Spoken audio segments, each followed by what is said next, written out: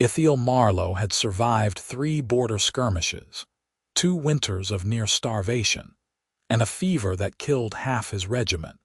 But nothing in his 26 years had prepared him for finding an orc woman bleeding out in his wheat field on a morning so quiet he could hear the dew dripping from the stalks. He had been walking the perimeter of his property, checking for signs of wild boar damage, when he spotted the dark shape crumpled between the rows. His first instinct was to reach for the knife at his belt, but then he saw the blood, so much blood it had turned the earth black around her, and something in him shifted from soldier to the man his mother had raised before the wars came. She was face down, one arm stretched toward the forest line as if she had been crawling toward safety when her strength finally gave out.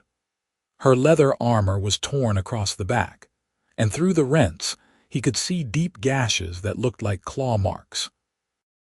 Whatever had attacked her had been trying to kill her, and it had nearly succeeded. Ithiel crouched down slowly, keeping his movements deliberate. Even injured, an orc was dangerous. He had seen what they could do in battle, the raw strength that let them swing weapons that would break a human's arms. But she was not moving, and when he leaned closer he could see the shallow, irregular rise and fall of her breathing. She was dying. Without help, she would be dead before noon. The sensible thing would be to walk away. Orcs and humans did not help each other. The wars had ended 5 years ago with a treaty that neither side particularly liked, establishing borders and buffer zones, but doing nothing to erase decades of bloodshed. In some villages, humans still told their children that orcs would eat them if they misbehaved. In the orc territories, he had heard, they said humans were born without honor or courage, that they were vermin who bred too quickly and took what was not theirs. He looked at her face, turned to the side in the dirt. She was young, probably not much older than 20, with the green skin and small tusks that marked her kind. Her black hair was matted with blood and mud, and there were scratches across her cheek. Even unconscious and dying, there was something fierce about her features, something that spoke of strength and determination. Ithiel made his decision before he could think better of it. He sheathed his knife, gathered her carefully into his arms. She was heavier than he expected, solid muscle beneath the damaged armor, and carried her toward his house. The farmhouse was small, just 3 rooms and a loft, but it was solid and warm and more than he needed living alone. He kicked the door open and brought her to his own bed, laying her down on her side so he could get a better look at the wounds on her back. They were deep, and infection had already begun to set in around the edges. She would need cleaning, stitching, and medicine, and even then her chances were not good. He had basic field training from his time in the army, enough to keep soldiers alive until they could reach a real healer. It would have to be enough now. Ithiel worked quickly, cutting away the damaged armor and the tunic beneath it, cleaning the wounds with water he had boiled and stored in bottles, applying the few herbs he had that fought infection. The stitching took the better part of an hour, and his hands were shaking by the time he finished.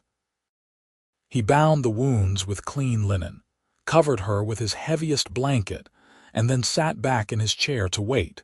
She did not wake that first day, or the second.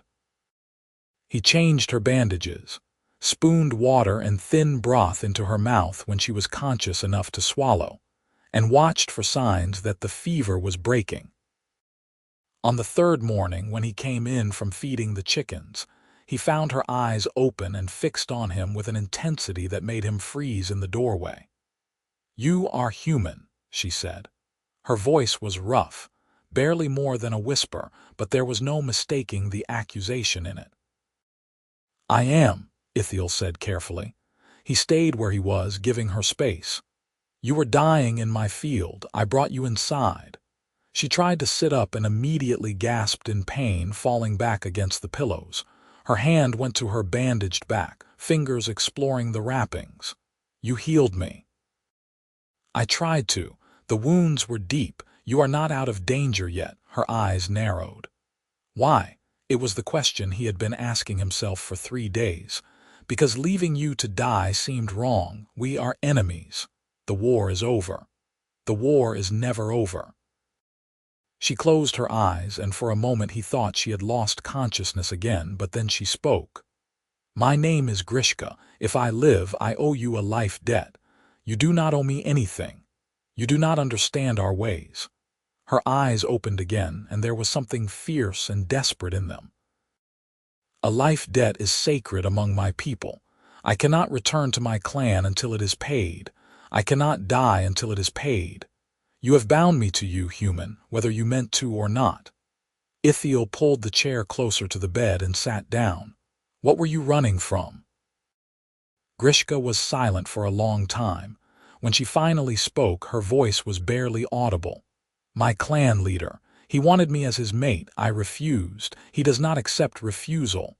So he tried to kill you. He sent his hunting cats after me. I killed 2 of them, but the third. She gestured weakly at her back. I ran. I do not remember much after that. You made it almost 2 miles into human territory. That is impressive. It is shameful. I should have fought harder. I should have. She stopped, her breath coming in short gasps. The effort of talking was exhausting her. You should rest, Ithiel said. We can talk more when you are stronger. I need to know what you want from me. Her eyes locked onto his. For the life debt. You saved me, so I am yours until the debt is paid. Tell me what you require, and I will do it or die trying. That is our law. Ithiel leaned back in his chair, studying her. She was serious. She truly believed that saving her life had given him some kind of ownership over her, and the idea made him profoundly uncomfortable. I do not want anything from you. When you are well enough to travel, you can go wherever you want. That is not how this works. Then I do not understand how this works, and I do not particularly care. He stood up, moving to the small stove in the corner to check on the pot of soup he had simmering. Right now, you need to heal. Everything else can wait. She did not argue, but he could feel her watching him as he ladled soup into a bowl and brought it to her. He helped her sit up enough to eat, supporting her weight when the pain made her sway. She ate slowly, and he could see that swallowing was difficult, but she finished the entire bowl before laying back down. Thank you, she said quietly. You are welcome. What is your name, Ithiel Marlowe? Ithiel. She tested the name, her accent making it sound different, more musical somehow. It means God is with me. He was surprised she knew. It does. Is he with you? Ithiel looked out the window at the wheat fields stretching toward the forest. I do not know any more. I used to think so. Now I just try to keep my head down and grow enough food to survive. That is honest, at least. Her eyes drifted closed again. Humans so rarely are. He let her sleep and went back outside to work. The wheat would be ready for harvest in another few weeks, and there was always something that needed mending or tending. He tried not to think about what he was going to do when she recovered enough to leave. Harboring an orc, even an injured one, was technically legal under the treaty. But that would not stop the other farmers from making his life difficult if they found out. The nearest settlement was 10 miles away, and he rarely went there except to trade for supplies he could not make himself, but word had a way of spreading in the borderlands. And then, there was the matter of her clan leader.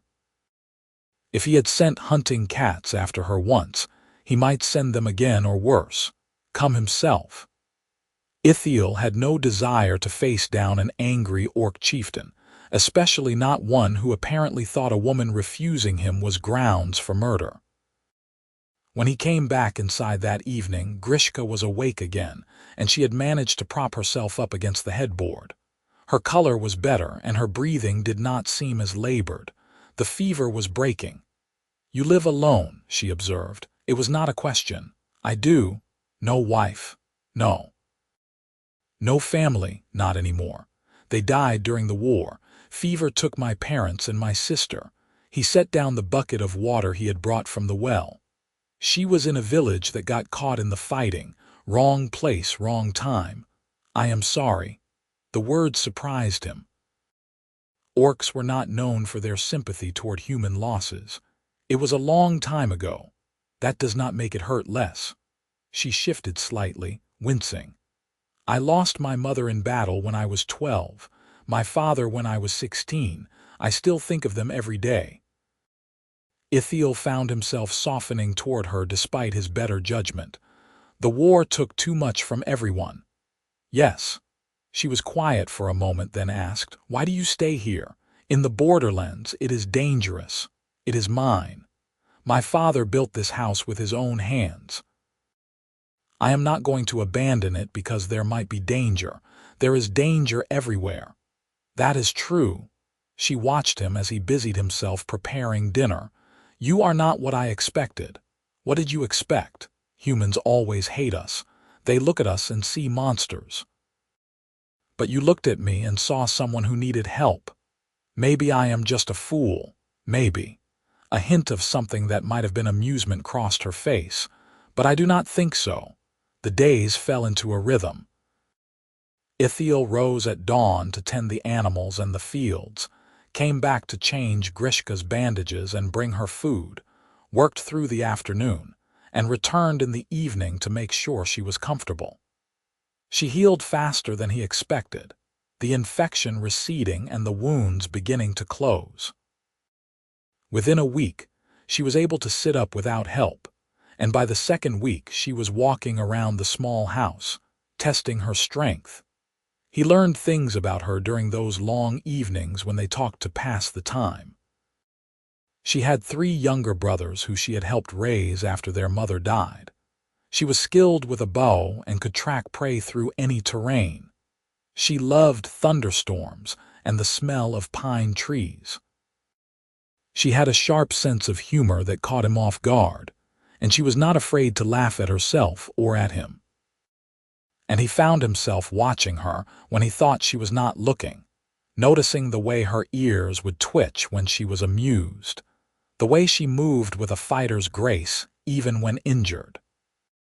She was beautiful in a way that was completely foreign to him, strong and fierce and utterly unlike any woman he had known before. It was a dangerous line of thinking, and he tried to push it away. One evening, nearly 3 weeks after he had found her, Grishka stood at the window looking out at the sunset and said, "I need to tell you what I want."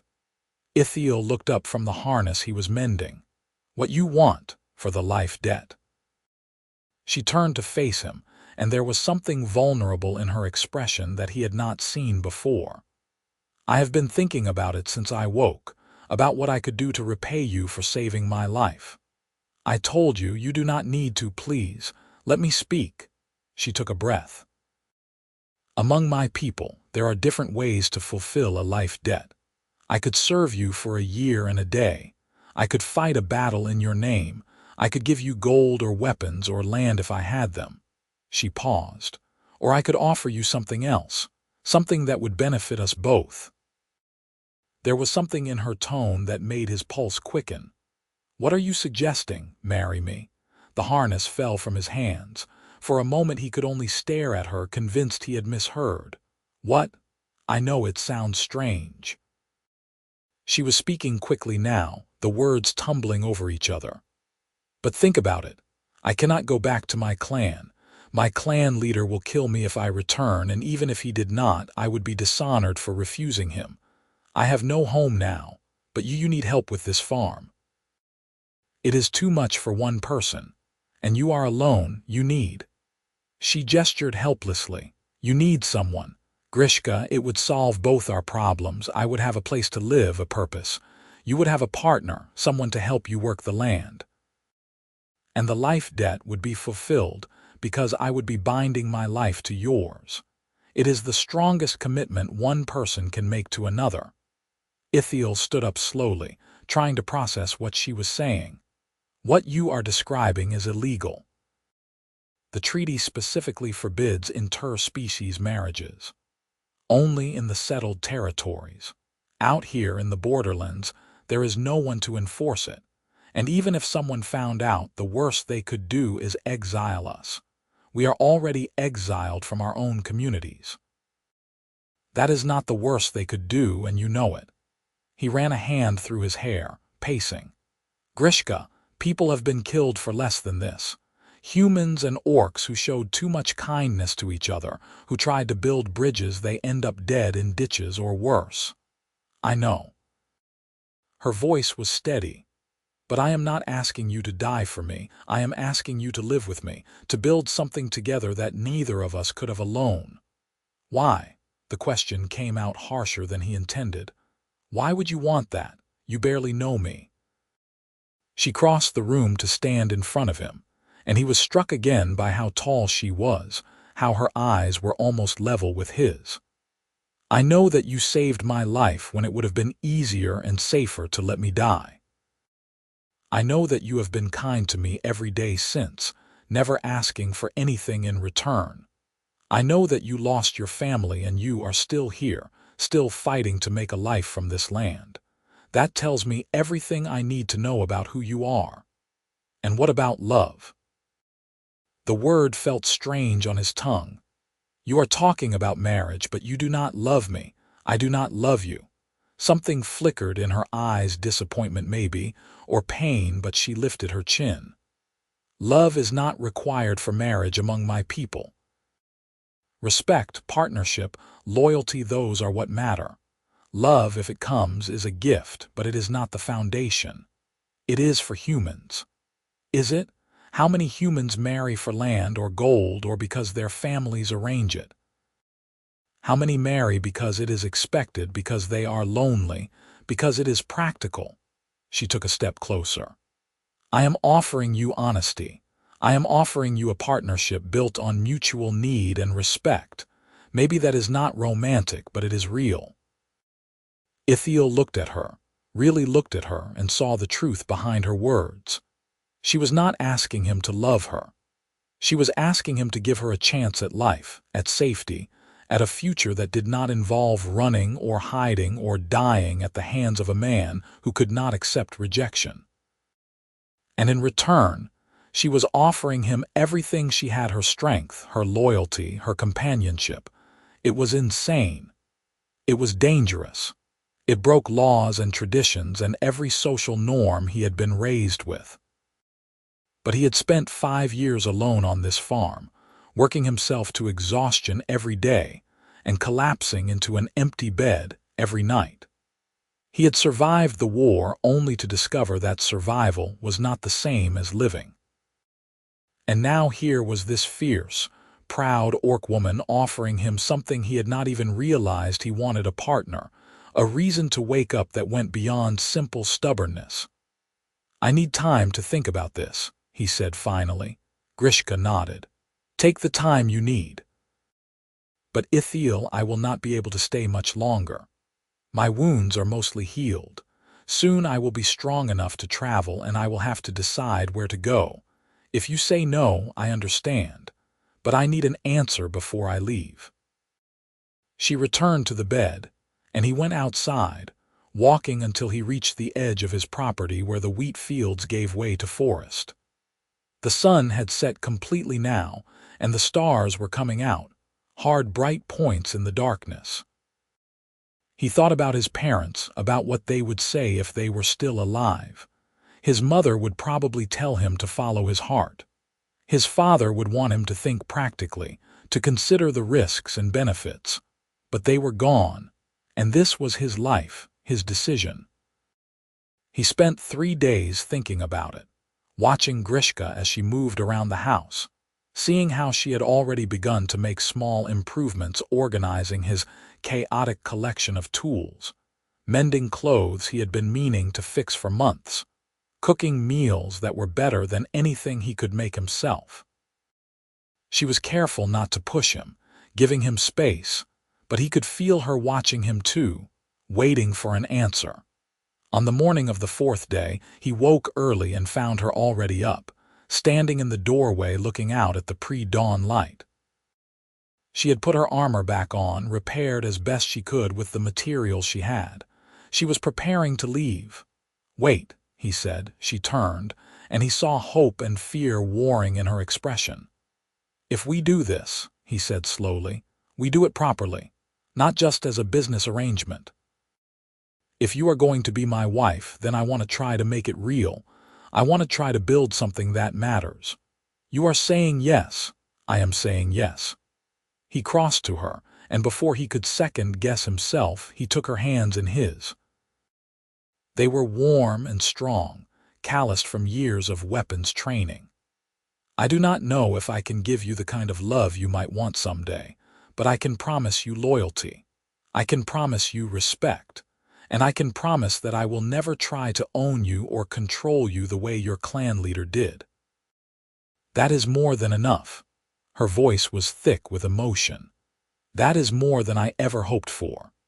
Then we should probably figure out how to actually get married, because I am fairly certain there is not a priest within 100 miles who would perform the ceremony." A smile crossed her face, transforming it. "We will marry in the orc way, under the open sky, with vows spoken only between us and witnessed by the land itself. It requires no priest, no permission from anyone, just truth and commitment." "When?" "Tonight, at sunset." The day passed in a strange haze. Ithiel worked his fields as usual, but his mind was elsewhere, turning over the enormity of what he was about to do. He was going to marry an orc. He was going to bind his life to hers, in defiance of every law and custom of his people. If anyone found out, they would both be in danger. But when sunset came and he found Grishka waiting for him at the edge of the forest, wearing a simple dress she had made from some of his spare linen, all his doubts fell away. She was nervous, he realized. This fierce warrior woman who had fought off hunting cats and survived wounds that should have killed her was nervous about marrying him. "Are you ready?" she asked. "As ready as I will ever be. Tell me what to do." She led him to a clearing in the trees, a small space where the last rays of sunlight filtered through the branches. In orc tradition, marriage is a covenant between two people and the world they live in. We each speak our vows aloud, and then we bind our hands together as a symbol of partnership. "That sounds manageable. You speak first. Tell me what you promise to bring to this union." Ithiel took a breath, feeling the weight of the moment. "I promise to provide for you to the best of my ability. I promise to defend you if danger comes. I promise to respect your strength and your choices. I promise to be honest with you, even when the truth is difficult. And I promise to truly try to build a life with you that is more than just survival." Grishka's eyes were bright. "I promise to work beside you in all things. I promise to use my strength to protect what we build together. I promise to honor your kindness and to never take it for granted. I promise to be honest with you, even when it is hard. And I promise to try to be worthy of the chance you have given me." She produced a length of braided leather cord and wrapped it around their joined hands, tying them together with a complicated knot. "By earth and sky, by blood and bone, I bind my life to yours. In joy and sorrow, in plenty and want, in peace and danger. What I have is yours, what you have is mine, and together we are more than we could ever be alone. By earth and sky, by blood and bone, I bind my life to yours," Ithiel repeated. The words felt right in a way he had not expected, resonating with something deep in his chest. "In joy and sorrow, in plenty and want, in peace and danger. What I have is yours, what you have is mine, and together we are more than we could ever be alone." The moment he finished speaking, Grishka leaned forward and kissed him. It was tentative at first, almost questioning, but when he responded she deepened it, her free hand coming up to cup his face. She tasted like the mint tea she had been drinking, and her skin was warm against his. When they finally broke apart, both breathing hard, she was smiling. "Now we are married," she said. "It is done. That's simple, That's simple. No one can undo it except us." They walked back to the house hand in hand, the leather cord still binding them together, and Ithiel felt something shift inside him. He had spent so long alone, guarding himself against hope, that he had forgotten what it felt like to have someone beside him. But here she was, this impossible woman who had crashed into his life and changed everything. That night they consummated the marriage in his bed, their bed now, and it was awkward and tender and surprisingly intense. Afterward, as they lay tangled together in the darkness, Grishka whispered, "Thank you for choosing me, for choosing this." "Thank you for asking me," he replied. "For being brave enough to make that offer," she laughed quietly. "It was the most terrifying thing I have ever done. I was certain you would refuse. I almost did." "What changed your mind?" He was silent for a moment, trying to find the right words. "I realized that I was tired of being afraid. Afraid of what people might think, afraid of getting hurt, afraid of failing. And I realized that what you were offering was not just practical, it was a chance to stop being afraid. To choose something for myself instead of just reacting to what life throws at me. That is a good reason." She pressed a kiss to his shoulder. "I will try to be worth the risk. You already are." The weeks that followed were some of the happiest of Ithiel's life. Grishka threw herself into the work of the farm with an enthusiasm that astounded him. She was up before dawn every morning, feeding the animals and checking the crops. She helped him harvest the wheat when the time came, and her strength meant they finished in half the time it usually took him. She learned to bake bread, though her first few attempts were dense enough to use as weapons. She made him laugh with her dry observations about human customs and her stories about growing up in an orc clan. And slowly, carefully, they fell in love. It was not dramatic or sudden. There was no moment of revelation where everything changed.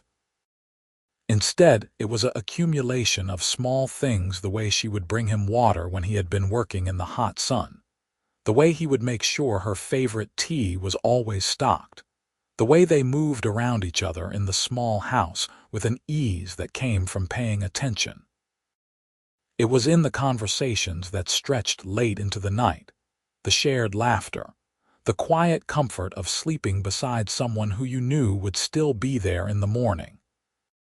One evening, nearly 2 months after their marriage, they were sitting outside watching the stars when Grishka said, "I love you." Ithiel turned to look at her, surprised. She was staring up at the sky, her profile outlined in starlight, and there was a softness to her expression he had not seen before. "I did not plan to," she continued. "I thought this would be a partnership, something practical and useful. But somewhere along the way you became more than that to me. You became the person I think about when I wake up, the person I want to share everything with, the person who makes me feel safe and seen and valued." She finally looked at him. "I love you, Ithiel Marlowe. I think I have for a while now." "I love you too." The words came easily, naturally, because they were true. "I did not expect it either, but you have made me happier than I have been in years, maybe ever." She kissed him then, long and deep, and when they finally went inside they made love with a tenderness that was different from before, charged with the new understanding between them. But happiness in the borderlands was always fragile, and theirs was about to be tested. It was early autumn when the trouble started. Ithiel had gone to the nearby settlement to trade some of his wheat for salt and other supplies he could not produce himself. He had been in and out of the town many times over the years, and the merchants knew him as a quiet, reliable customer. But this time, when he was loading his wagon, one of the men approached him with a strange look on his face. "Marlowe," the man said. His name was Cade, and he owned the general store. "Can I have a word?" "Of course." Cade glanced around, then lowered his voice. "There has been talk about you. About something living on your property that should not be there." Ithiel's blood ran cold, but he kept his expression neutral. I do not know what you mean. Come on, Ithiel. We are not fools. Several people have seen smoke from 2 fires at your place, seen 2 figures moving around. And last week, young Thomas swore he saw an orc woman at your well. Cade's expression was not unkind, but it was serious. If you are harboring one of them, you need to be careful. There are people who would not take kindly to it. It is my land. I will decide who stays on it. It is not that simple, and you know it. The treaty says we are supposed to keep to our own territories. An orc living with a human, especially out here where things can get twisted around, people will assume the worst. People can assume whatever they want. Cade sighed. I am trying to help you. There is a group of men, younger ones mostly, who have been talking about riding out to your place. They think you might be in danger, that you are being forced to house one of them, or worse, that you have gone traitor and are helping the enemy. The war is over, Cade. For some. Not for everyone. He put a hand on Ithiel's shoulder. I am just saying, be careful. Do not give them a reason to come looking for trouble. Ithiel finished loading his wagon in silence and started the long drive home, his mind racing. He had known this was a possibility, but he had hoped they would have more time before anyone noticed. Now he needed to decide what to do.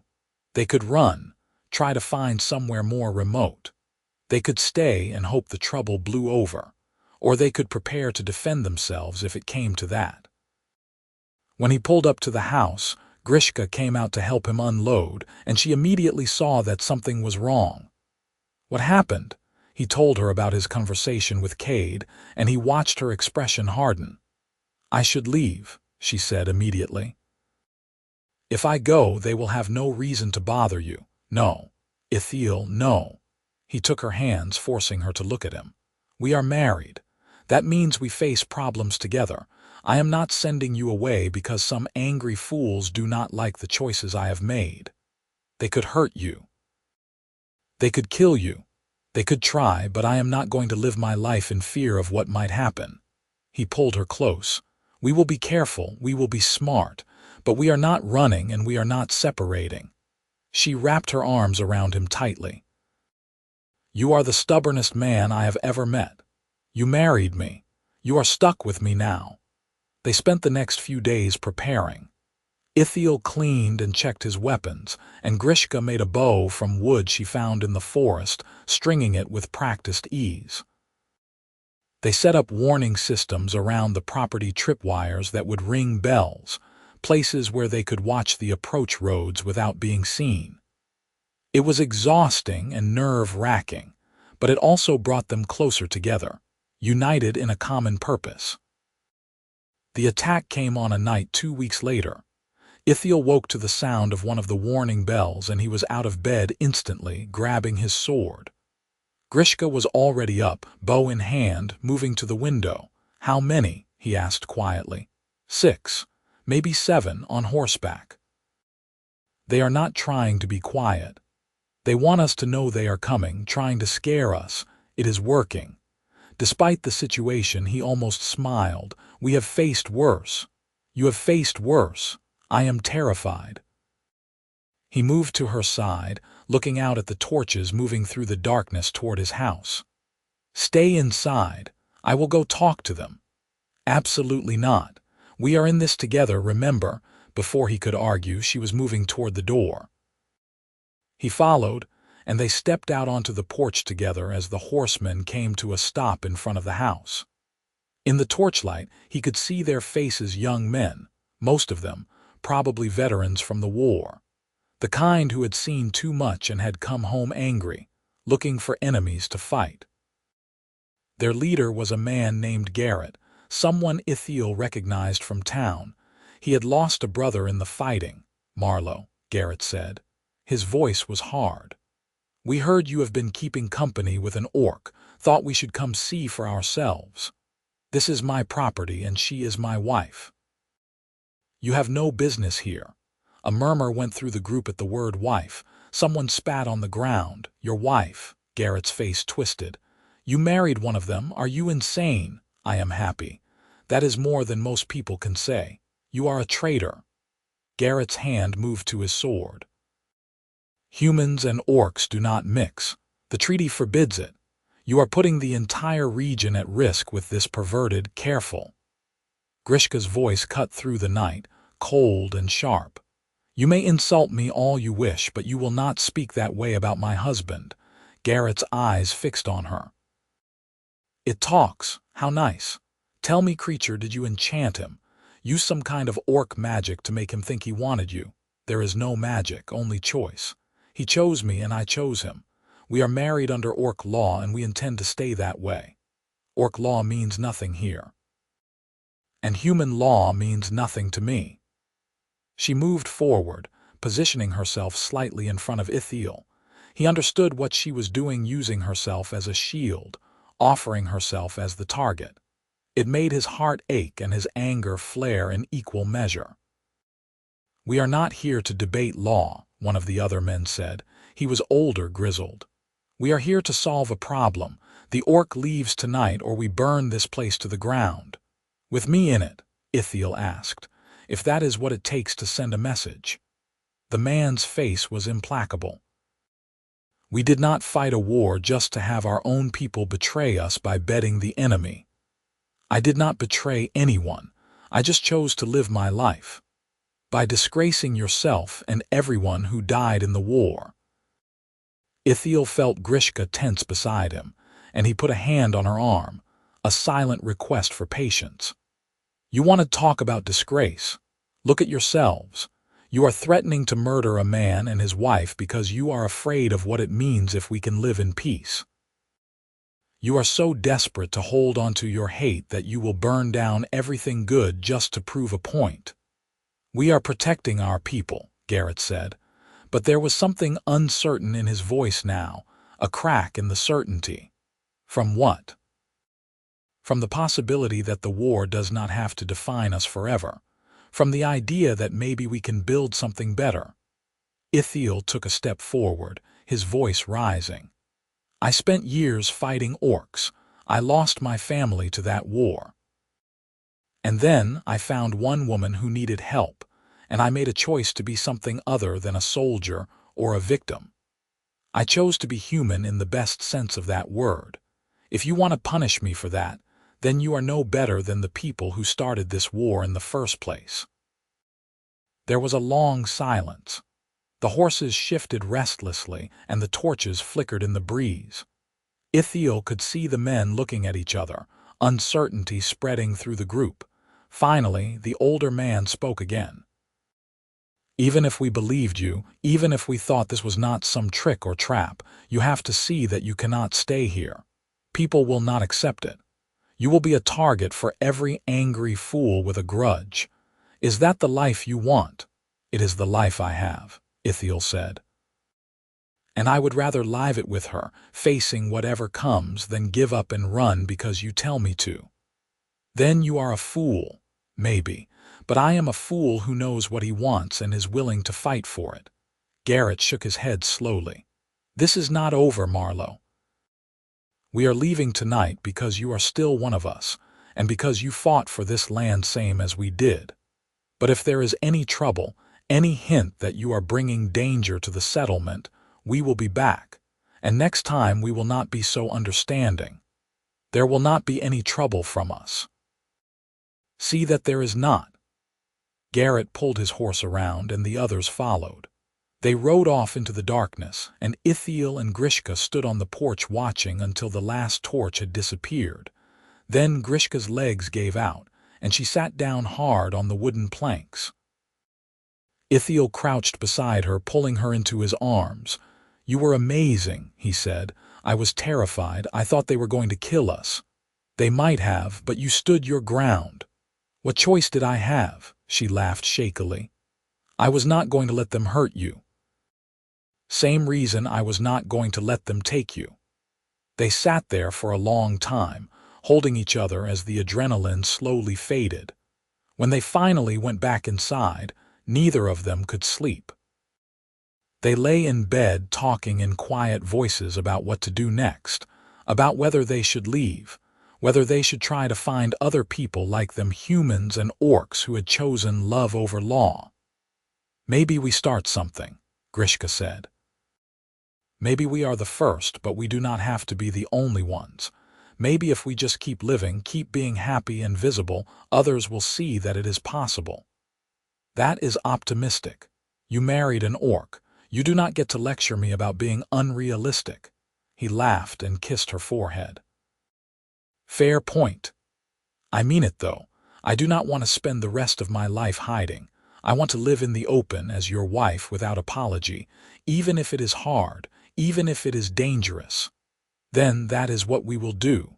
Over the following months, their life found a new normal. The threat from the settlement men had faded, though Ithiel knew it had not disappeared completely. They kept up their defenses, but they also stopped hiding. When Ithiel went to town, Grishka sometimes went with him. The first time she walked down the main street beside him, people stared and whispered, but no one confronted them directly. Over time, the novelty began to wear off. They were still outsiders, still regarded with suspicion by many, but they had established their presence. And then something unexpected happened. A young woman from the settlement, a widow whose husband had died in the war, approached Grishka one day while they were at the market. Her name was Margaret, and she was thin and worn-looking with a baby on her hip and a toddler clinging to her skirts. "I wanted to thank you," Margaret said quietly. Grishka blinked in surprise. "Thank me? For what? For being here? For being visible?" Margaret's eyes were bright with unshed tears. "My husband, before he died, he told me that he had met an orc during the war. She had spared his life when she could have killed him. He said she showed him mercy, and it changed how he saw things. He died believing that maybe the war did not have to be forever, that maybe there could be peace." She shifted the baby to her other hip. "Seeing you and your husband, it gives me hope that he was right, that his death was not for nothing." Grishka reached out and gently touched the baby's hand. "What was your husband's name?" "Thomas Vance. I will remember him, and I will try to be worthy of his hope." Margaret smiled through her tears and walked away, and Grishka stood there in the middle of the market feeling like the world had shifted slightly. When she told Ithiel about it later, he wrapped her in his arms and said, "You see, we are making a difference. Just by existing, just by choosing each other, we are showing people that there is another way. I hope you are right. I know I am." Winter came early that year, blanketing the farm in snow and driving them indoors for long stretches. It was during those quiet, cold months that Grishka began to suspect she was pregnant. She waited until she was certain before telling Ithiel, afraid of how he might react. They had never discussed children, and she did not know if he would even want a child with her, especially one that would be half orc, caught between two worlds. But when she finally worked up the courage to tell him, his face lit up with joy. "A baby." He repeated as if he could not quite believe it. "We are going to have a baby." "Yes. In late spring, I think." He picked her up and spun her around, laughing, and when he set her down, he kissed her so hard she saw stars. "This is the best thing you have ever told me. This is we are going to be parents. You are not worried about what people will say, about how the child will be treated." His expression sobered. "Of course I am worried, but I am also excited and hopeful, because our child will grow up knowing that love is possible across all boundaries. That courage and kindness matter more than what you look like or where you come from. And maybe, just maybe, by the time they are grown, the world will have changed enough that they will not have to hide who they are." Grishka felt tears spill down her cheeks. "How did I get so lucky to find you? I ask myself the same question every day." The pregnancy progressed smoothly. Grishka was strong and healthy, and though the winter was hard, they had plenty of food stored and wood for the fire. Ithiel fussed over her constantly. insisting she rest more and work less. And she tolerated it with good humor, even though she felt perfectly capable of doing everything she had always done. In the early spring, a month before the baby was due, they had another unexpected visitor. Ithiel was outside chopping wood when he saw a figure approaching through the trees. He tensed, reaching for his axe, but then he recognized the gait and the build. It was an orc, a male, tall and broad-shouldered, with the gray-green skin and prominent tusks of a warrior. Ithiel called for Grishka, and she came outside, stopping short when she saw who it was. "Durak," she said, her voice full of complex emotion. "Sister." The orc stopped a respectful distance away. "I have been looking for you. How did you find me?" There are not many places where an orc woman lives openly with a human man. Word spreads. His eyes moved to her swollen belly, and something shifted in his expression. "I see you have made a life here." "I have. Durak, this is my husband, Ithiel. Ithiel, this is my youngest brother, Durak." Ithiel lowered the axe, offering a cautious nod. "You are welcome here if you come in peace." "I do." Durak looked back at his sister. "I came to tell you that Garjal is dead." Grishka went very still. "Our clan leader." "Yes, he was challenged by one of his own lieutenants 3 months ago. He lost. The new leader has no interest in you or in the old grievances. You are free to return if you wish." "I am not going back." Grishka moved to stand beside Ithiel, taking his hand. "This is my home now. This is my family." Durak studied them both for a long moment, then nodded slowly. "I understand, but I had to tell you. You should know that you have a choice." "I do know, and I have made it." She squeezed Ithiel's hand. "But thank you for coming. It means more than you know." "There is something else." Durak hesitated. "Our brothers Korthak and Murgash, they want to see you. They miss you. Would you be willing to meet them? Not in clan territory, somewhere neutral." Grishka looked at Ithiel, a question in her eyes. He nodded. "Yes," she said. "I would like that. Ithiel should come too. Of course. They will want to meet the man who stole your heart." "He did not steal it. I gave it freely." A hint of a smile crossed Durak's face. "I can see that. You are happy, sister. That is all any of us ever wanted for you." They arranged for a meeting in a clearing halfway between Ithiel's farm and the orc territories, to take place after the baby was born. Durak stayed for dinner, and the evening was surprisingly pleasant. He told them news of their brothers, of how the clan was faring under new leadership, of the tentative peace that was holding between humans and orcs in most regions. When he left the next morning, he embraced his sister and clasped Ithiel's forearm in a warrior's greeting. "Protect her," he said. "And the little one." "With my life," Ithiel promised. The baby came on a warm day in late spring when the wildflowers were blooming and the air smelled like honey and earth. Ithiel had found a midwife who was willing to help an older woman named Elsa, who had seen enough of life to not be bothered by the unusual circumstances. The labor was long and difficult, and there were moments when Ithiel was certain something was going wrong, but Elsa remained calm and capable, and eventually, as the sun was setting, a baby's cry filled the small house. "It is a girl," Elsa announced, holding up a squirming, wailing bundle.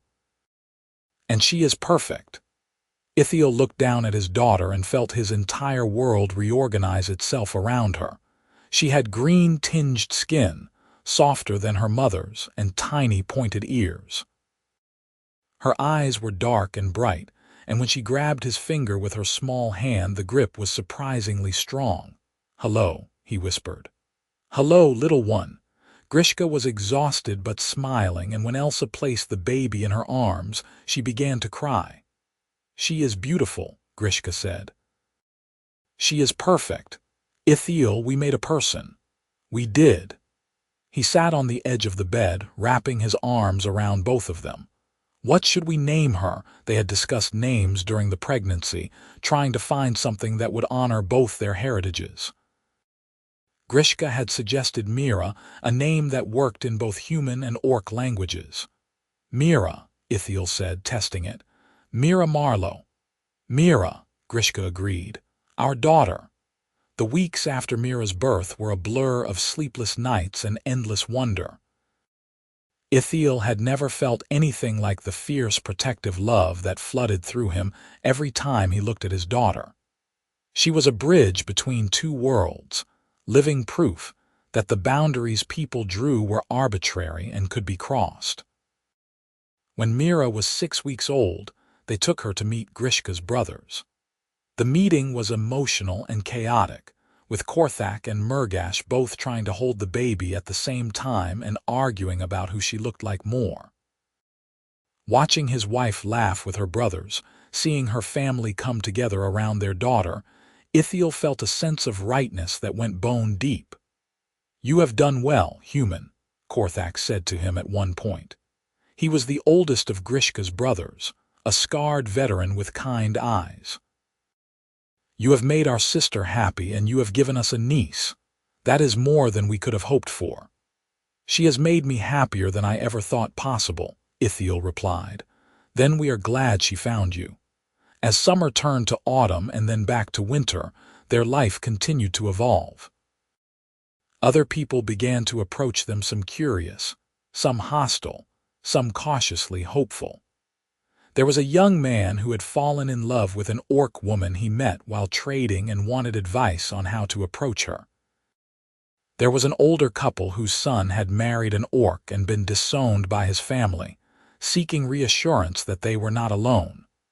Slowly, carefully, a small network began to form humans and orcs who believed in the possibility of peace and partnership. It was not easy. There were still people who hated what Ithiel and Grishka represented, who saw their marriage and their daughter as abominations. There were threats and incidents, times when they had to defend their home or protect Mira from cruel words. But there were also moments of stunning beauty, the first time Mira laughed, the first time she took a step, the first time she called them both by name in her mixed vocabulary of human and orc words. On their second wedding anniversary, Ithiel and Grishka stood in the same clearing where they had married, with Mira asleep against Grishka's shoulder. The autumn leaves were falling around them, gold and red, and the air was crisp. "Do you regret it?" Ithiel asked. "Asking me to marry you?" Everything that came after, Grishka looked at him like he had lost his mind. "Are you joking? These have been the best 2 years of my life. I have you, I have Mira, I have a home and a purpose. I have watched the world start to change just a little bit because we refused to accept the way things were. Why would I regret any of that? I just want to make sure you are happy." "I am more than happy. I am complete." She shifted Mira slightly. "And you, do you regret saying yes?" "Not for a single moment. You gave me a reason to live instead of just survive. You gave me love and partnership and a daughter I would die for. You gave me hope." He kissed her softly. "I would make the same choice 1,000 times over. Then we are both fools, the best kind of fools." They walked back to the house together, the setting sun painting the sky in shades of orange and pink. Inside, Ithiel built up the fire while Grishka settled Mira in her cradle. They prepared dinner together, moving around the kitchen with the easy familiarity of long practice, and when they sat down to eat, Ithiel raised his cup. "To dangerous offers," he said. Grishka laughed and raised her own cup. "To the laws we broke and the lives we built. To us. To us." They drank, and outside the window the first stars were appearing. In the cradle, Mira stirred and sighed but did not wake. The fire crackled, the wind whispered through the trees, and in that small house on the edge of the borderlands, two people who should never have met and should never have fallen in love sat together in the warm glow of the hearth. grateful for every impossible moment that had brought them there. The world was still hard and still full of people who would not understand what they had chosen. But they had each other, and they had built something real and true from nothing but courage and hope. And that, they both knew, was worth every risk they had taken and every law they had broken. Years passed, and their family grew. Mira was joined by a brother, then another sister. The farm expanded, and other families, mixed human and orc couples, began to settle nearby, drawn by the example Ithiel and Grishka had set. The settlement that had once threatened them became, if not fully accepting, at least tolerant. Margaret's children played with Mira, and Cade from the general store became an unlikely friend, always setting aside supplies when he knew Ithiel was coming to town. The treaty between humans and orcs was eventually amended to allow for interspecies marriages in the borderlands, and though it took another decade for the change to spread to the more settled territories, it was a start. Ithiel and Grishka were asked to speak at the treaty negotiations, to tell their story, and though they were uncomfortable with the attention, they agreed because they knew it mattered. When Ithiel was 60 and Grishka was 58, they took a trip back to the clearing where they had married, just the two of them. Their children were grown with families of their own. The farm was prosperous. The world, while still imperfect, was better than it had been. They stood in the clearing holding hands, and Grishka said, "Do you remember the night I asked you to marry me? How terrified I was. I remember. I also remember thinking you were the bravest person I had ever met. I was desperate. You were brave. There is a difference." He turned to face her fully. "You changed my life that night. You changed everything. We changed it together." "Yes, together." He kissed her, and it was as sweet as the first time, full of the same promise and hope. "I love you, Grishka. I will love you until the day I die and beyond." "I love you too. My husband, my partner, my heart." They stayed in the clearing until the sun began to set, talking about their children and grandchildren, about the farm and the friends they had made, about all the impossible things they had built together. And when they finally walked home, it was with the slow, comfortable pace of people who knew they had all the time in the world because they had spent every moment of it wisely. The dangerous offer that had broken every law between their kind had led to a life neither could have imagined, a life filled with love, family, struggle, and triumph. It had not been easy, but it had been real and it had mattered. And in the end, that was all anyone could ask for. As they reached their house and Ithiel opened the door for his wife, letting her step inside first, he thought about the young soldier he had been, alone and bitter, and convinced that survival was the best he could hope for. That man would never have believed this was possible. But the man he had become, the man who had been shaped by love and partnership, and the courage to choose hope over fear, knew that anything was possible if you were willing to be brave enough to ask for it, and brave enough to say yes.